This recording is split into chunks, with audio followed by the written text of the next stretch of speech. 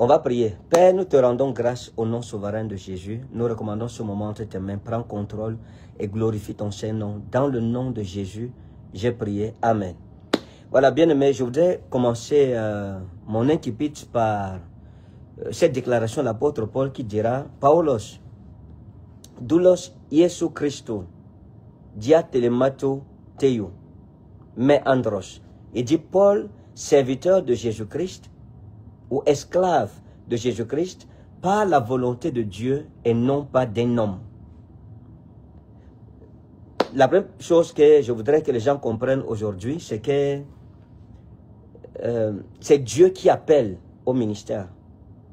Et aucun homme de Dieu ne peut juger notre homme de Dieu. Aucune personne ne peut juger un homme ou une femme que le Seigneur Jésus-Christ a appelé au ministère. Comme l'apôtre Paul l'a dit, je le dis pour moi-même. Et Cane Ferdinand, Doulon Iesu Christo diatelmatu teo, me andros. Et Cane Ferdinand, esclave de Jésus-Christ, par la volonté de Dieu et non pas des hommes. Donc il faut que les gens arrivent à comprendre cela. C'est le Seigneur Jésus-Christ qui m'a appelé au ministère prophétique. Ce n'est pas un homme. Et j'ai reçu cette grâce. La grâce d'être appelé par Jésus-Christ. Donc, je n'ai de compte à rendre à personne. Mais nous sommes des personnalités publiques. Ça fait en sorte que lorsqu'il y a quoi que ce soit, nous devrions intervenir en tant que personnalité publique. Une personnalité publique, en réalité, n'a plus de vie privée. Mais nous sommes appelés à cela. Après mon annonce de dernièrement, j'ai suivi de bout en comble, tous les jours, comme vous l'avez vu tout à l'heure au début de mon émission, les interventions de plusieurs personnes. Et ça fait un tollé sur la toile, un tollé au-delà de ce que j'attendais. Certaines personnes ont parlé en bien, d'autres ont parlé en mal, d'autres ont été au juste milieu, d'autres se sont abstenus. Donc pour moi, je pense que j'ai le droit de vivre ma vie comme bon me semble. Être homme de Dieu ne veut pas dire que je ne suis plus un homme dans la chair. Non, mes amis. Être un homme de Dieu ne veut pas dire que ce qui arrive aux autres ne peut pas m'arriver. Je pense que c'est une façon erronée de comprendre le ministère. Donc, j'ai pris une décision difficile que j'ai partagée avec le monde entier parce que le mariage s'était passé devant le monde entier. Les gens m'ont crucifié, les gens, certains m'ont insulté, pas tout le monde. Je bénis Dieu pour tous ceux qui ont été un soutien pour moi, pour tous ceux qui m'ont apporté des prières, et qui ont élevé des prières en ma faveur devant le Seigneur. Ce n'est pas, c'est pas facile dans tous les cas. C'est vrai que nous sommes habitués à la guerre. Comme j'ai l'habitude de dire, je suis né, j'ai été conçu dans la guerre. Pendant 9 mois, j'ai fait la guerre dans le ventre de ma mère et je suis né comme un guerrier. Donc, rien ne peut m'ébranler à partir du moment où je fais ce que je pense être bon. Donc, il faut que les gens comprennent tout simplement que lorsqu'un frère est dans des difficultés, il faut le soutenir, il faut lui venir en aide.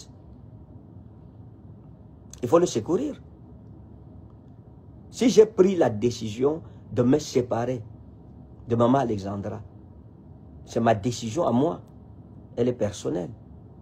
Les gens devraient comprendre que lorsque les gens ont des problèmes, il faut prier pour eux. Mais malheureusement, dans l'église aujourd'hui, ce n'est pas ça.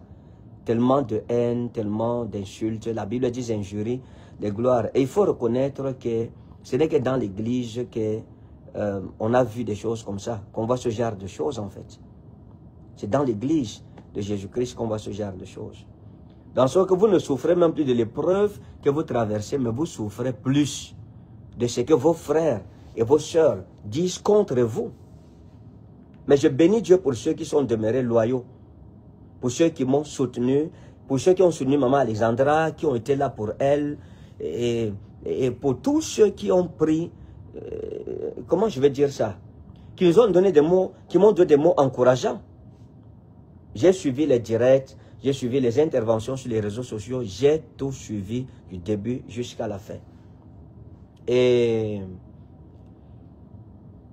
je veux marquer ma reconnaissance pour tous des miens pour tout le monde. J'ai vu des gens être prêts à mourir pour moi, sincèrement, des personnes que je ne connais pas. J'ai vu, il y a un jeune homme de Dieu en France, je pense, sa chaîne c'est Don de Dieu TV. J'ai été épaté par la loyauté et l'amour de cet homme de Dieu. La loyauté, c'est un esprit, c'est un don de Dieu en fait. La loyauté, c'est un don de Dieu. Beaucoup de personnes sont aussi sorties qui ont dit que le Seigneur leur avait montré le divorce. Mais ce que je déplore, c'est qu'avant mon divorce, personne n'a fait une vidéo pour montrer que voilà, le prophète Anne Ferdinand va divorcer. Personne n'a fait une vidéo comme ça. Je n'ai pas vu une vidéo où quelqu'un a dit, ok, les réseaux sociaux ne se sont pas inondés de prophéties. Non. Mais c'est après mon annonce que partout dans les réseaux sociaux, chacun dit, Dieu m'avait montré, Dieu m'avait montré. Mais vous étiez où avant même? Avant, pourquoi avant ça, les gens n'ont pas vu? Pourquoi dans l'église, c'est toujours après que les gens voient? Les gens ont parlé, les gens ont dit de tout. Je pense que ceux qui nous aiment sont plus nombreux que ceux qui nous haïssent. On s'en fout de ceux qui nous haïssent. Et ça, il faut que les gens comprennent cela. Je suis un leader, je suis un guerrier, je suis un soldat, mes amis. Je suis un soldat de Christ. Trouver des personnes loyales aujourd'hui dans l'église qui ont de l'amour, la sympathie pour ceux qui sont éprouvés, c'est rare. J'ai vu des hommes de Dieu, c'est vrai, je n'ai pas arrêté le nom, je ne peux pas dire tous les noms ici, qui ont parlé. On a l'homme de Dieu, le prophète, c'est qui? Samuel Panzoutivi, cet homme de Dieu qui a parlé avec maturité. Il y a bien d'autres hommes de Dieu qui ont parlé sur cette affaire avec beaucoup de maturité, sans entrer dans des injures et tout cela. Mais ma situation a montré tout simplement l'état fragile de l'église de Jésus-Christ aujourd'hui. C'est ça le problème de l'église. Ça a montré la division profonde dans l'église. Ça veut dire que la Bible dit que lorsqu'un membre est malade, c'est tout le corps qui doit souffrir avec lui. Mais cependant, dans ces situations, non. Non.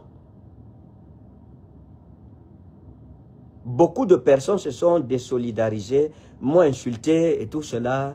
Je pense que c'était l'occasion de prier pour moi et maman Alexandra en même temps. Sincèrement, ça montre l'état profond d'animosité dans l'église de Dieu aujourd'hui. En sorte que même les païens, les non-croyants sont venus pour dire ce qu'ils pensaient dans cette histoire. Mais ça ne fait rien. C'est rien, c'est peu de choses. Moi, je pense que le plus important dans la vie, c'est de faire ce qu'on pense être bien. Ah, merci Lionel Wandji, oui, le prophète Lionel Wandji, que Dieu le bénisse. C'est quelqu'un que j'apprécie beaucoup. Ce que j'apprécie sur lui, c'est cette loyauté. Je pense que les jeunes de cette génération devraient apprendre de ce jeune homme ce qu'on appelle la loyauté. C'est un homme de Dieu. C'est un homme de Dieu. Donc les gens ont prophétisé, les gens ont vu le divorce. Quand je suis allé sur Internet, j'ai vu partout. C'était le divorce partout. Les gens disent, oh, il a divorcé. J'ai vu, Dieu m'avait montré. Dieu m'a montré. Dieu m'a montré. Tout le monde. Mais la question, c'est pourquoi avant personne n'a regardé? Pourquoi personne n'a prophétisé que le prophète Kane va divorcer? On n'a vu personne. Mais je pense qu'au-delà de tout cela, le Seigneur Jésus-Christ est vivant. Il est souverain. Il est plus grand que tous. Et sa fidélité m'aidera. Je ne tomberai pas. Donc tous ceux qui ont cru que je vais tomber à travers cette histoire, mes amis, le Dieu qui marche au milieu de nous est puissant. Il est redoutable, mes amis. À partir du moment où ce n'est pas un homme qui m'a appelé, j'avance doucement et sereinement. Le Seigneur m'avait dit, voici le signe par lequel tu reconnaîtras que moi, l'Éternel, ton Dieu, je verrai sur toute la parole que j'ai prononcée à ton égard pour l'exécuter. Donc moi, je pense que 1000 tomberont à ma gauche, 10 000 à ma droite, je ne serai pas atteint. Ce n'est pas possible. Aucune parole négative n'aura d'effet sur moi, bien d'action négative, je m'en fous. J'ai suivi tout, je pense que toutes les personnes qui sont intervenues sur Internet, j'ai regardé, j'ai suivi toutes les vidéos qui ont été montées sur moi, sur Maman Alexandra, sur cette affaire-là.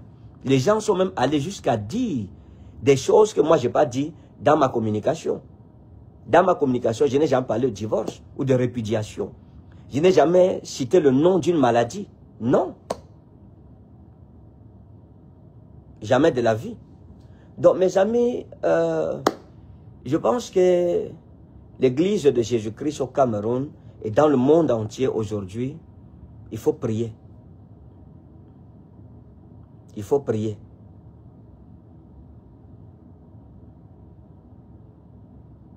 Il faut prier, mes amis.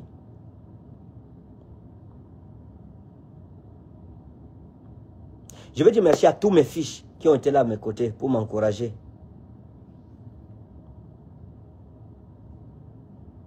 Merci à tout le monde.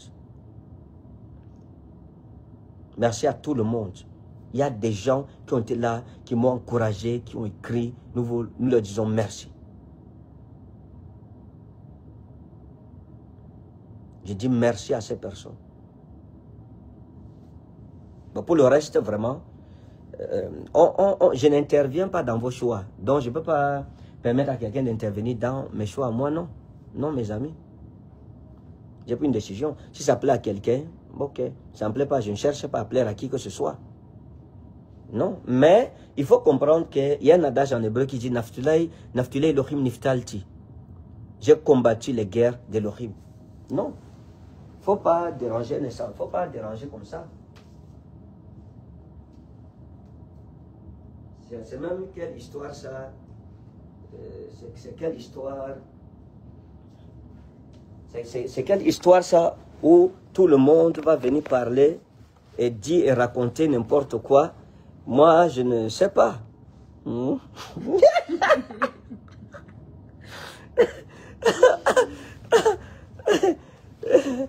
Non, c'est pas gentil, on ne fait pas ça. On ne fait pas ça à un frère en Christ. Non, mes amis, les frères en Christ doivent se soutenir. Chérie dit, salut les gens, puis je t'en prie. Bonsoir, bonsoir. J'espère que vous allez bien. Que Dieu vous bénisse en tout cas. On est là. Hein. On est là. Voilà, je vous présente Maman Alexandra. On est ensemble, on s'est retiré pour la lune de miel après décembre, après le 31 décembre. On a décidé de se retirer en lune de miel et ensemble, nous avons suivi de près, ici où nous sommes, on a suivi de près toutes les interventions, toutes les prophéties et nous nous sommes lancés juste un défi avec Maman Alexandra.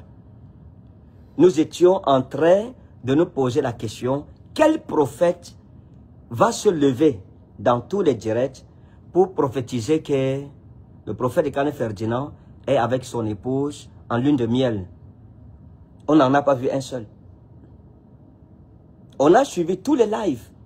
Ce que nous avons vu, on a vu les gens dire que Dieu a montré qu'ils ont divorcé.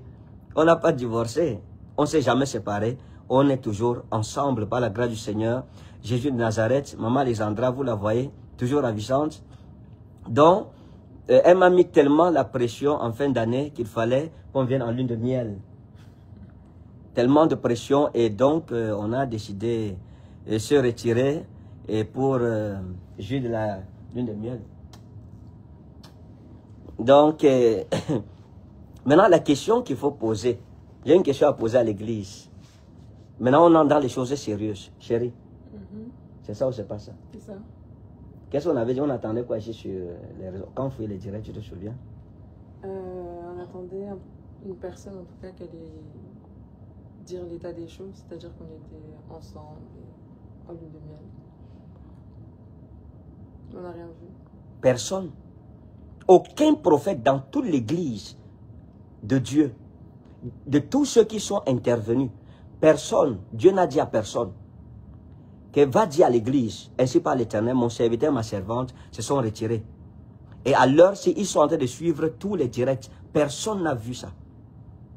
la question qu'il faut se poser, y a-t-il donc de vrais prophètes dans l'église aujourd'hui? Combien de vrais prophètes il y en a?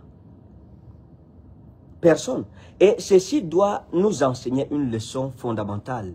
Les choses des prophètes, faites attention à ça. Méfiez-vous des choses des prophètes. Les choses des appelés. On ne met pas la boue directement, on ne tombe pas. La question c'est, parce que tu sais qu'on a vu des directs, beaucoup de personnes ont dit que je suis un faux prophète, pourquoi je n'ai pas vu?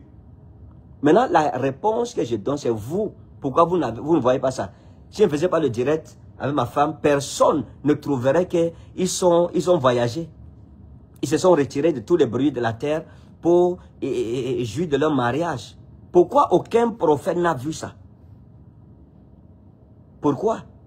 Maintenant, on a fait le direct, c'est là que les gens vont revenir sur les réseaux sociaux, ils vont dire quoi? Dieu nous avait montré qu'ils étaient réconciliés.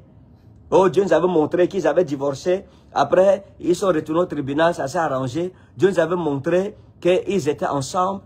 Mais pourquoi Dieu ne montre pas avant? Sincèrement.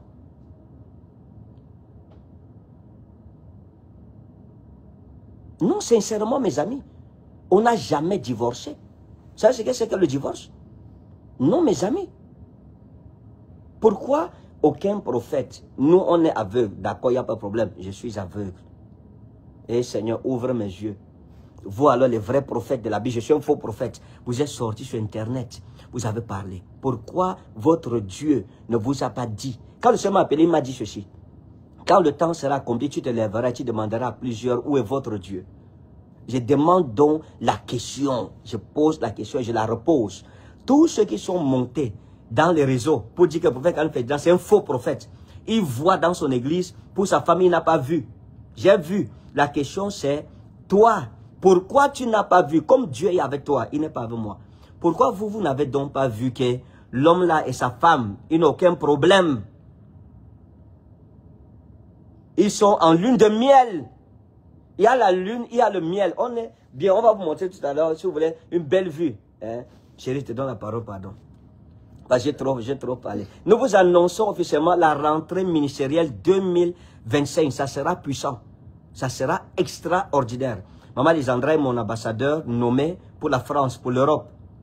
Donc après la lune de miel, elle va aller là-bas pour essayer de faire ce qu'il y a à faire. Parce qu'on va inaugurer Rema Ministry Mission en Europe. Voilà, elle sera ma seconde de ce côté là-bas. Dieu va faire cette mission rapidement. Et puis, on va lancer cette année très fort. Chérie, tu as la parole. Bah, comme tu as dit, personne n'a su ça. S'il vous plaît, essayez de vous écouter, est-ce que vous suivez ça? Je vais parler fort, fort. Comme tu as dit, tout le monde a dit, Dieu m'a dit, mais personne ne savait ce qu'on vivait actuellement. C'est-à-dire qu'on était ensemble, qu'on était en lune de miel, où on était tout simplement. Donc ça montre un peu l'état des choses un peu dans l'église. Oui, tout simplement. Et c'est dommage, quoi. Vous savez, il y a même les gens qui ont prophétisé, qui ont entendu la voix de ma femme crier « Sauvez-moi » Et ils ont dit « Ma fille, sors de ce mariage ». De qui se moque-t-on? De quel Dieu parle-t-on? Non, sincèrement. Je pense que les personnes qui sont assez intelligentes, elles me connaissent un peu. Les personnes qui sont spirituelles savent que les prophètes, je suis un prophète. C'est-à-dire que Dieu m'a établi prophète. Je n'ai pas à discuter ça avec quelqu'un. Mais les choses des prophètes sont comprises par l'esprit de la prophétie. Nos prophètes, aucun prophète dans toute l'église n'a vu la vérité, n'a vu clair dans l'histoire. Une énigme que personne n'a su déchiffrer. Ça montre l'obscurantisme spirituel dans lequel l'église de Dieu se trouve aujourd'hui. Et je disais à mon épouse que ça montre que beaucoup de ainsi parle l'Éternel sur les réseaux sociaux là, Dieu n'a rien dit. Et je lui disais que Dieu nous a mis un peu à côté de lui pour nous dire, regardez, écoutez, voilà ce que c'est que les prophètes dans votre génération aujourd'hui. Les gens prophétisaient sa mort. Les gens prophétisaient, c'est dans quoi là? Les dépressions. La dépression, la mort. Les suicides. Le suicide, voilà. Les gens prophétisaient tout. On suivait ça ensemble. On disait à Dieu, non Seigneur, l'église a des problèmes sérieux. Les prophétesses Yvette sont sorties avec leurs vidéos pour dire que Dieu leur avait montré le divorce et tout ça là. Maintenant, pourquoi Dieu ne vous a pas montré que Ekani, est en lune de miel avec sa femme? Pourquoi Dieu ne vous a pas montré ça? Vous êtes tombé sur ma vidéo, vous êtes rué sur la vidéo comme des abeilles pour piquer et en finir avec moi. Mais vous ne saviez pas ce que le Seigneur vous réservait à la fin. Il faut beaucoup d'amour pour l'église.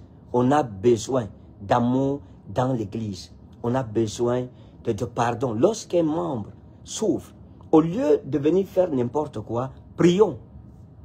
Prions. Et le Seigneur nous bénira certainement. Je ne sais pas si tu as quelque chose à dire. Non, je pense que tu as tout dit. Voilà. Donc, nous vous aimons fortement. Nous sommes vivants. Nous nous portons bien. On est en train de enjoy ici.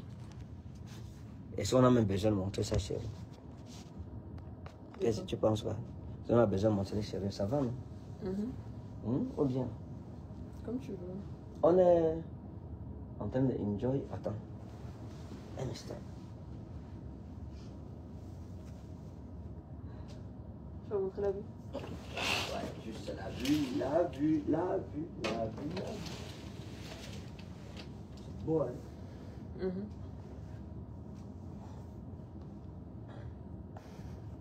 Voilà. Juste une petite belle vue là, excusez-nous.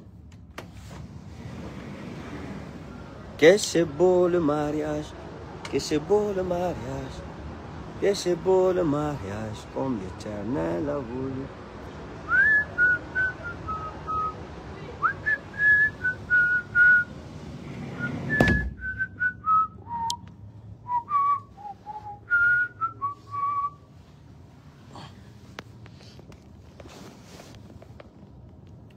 Donc voilà, bien-aimés, à tous ceux qui nous aiment, nous vous disons merci. Aux autres, nous prions pour vous. Et pour le reste, la Bible dit que si quelqu'un donne notre avis, Christ l'éclairera. Que Dieu vous bénisse au nom souverain de Jésus de Nazareth. Et nous avons plein de choses à faire encore. Donc nous voulions juste vous dire coucou et vous faire signe de vie. Nous vous aimons. Shalom. Bye.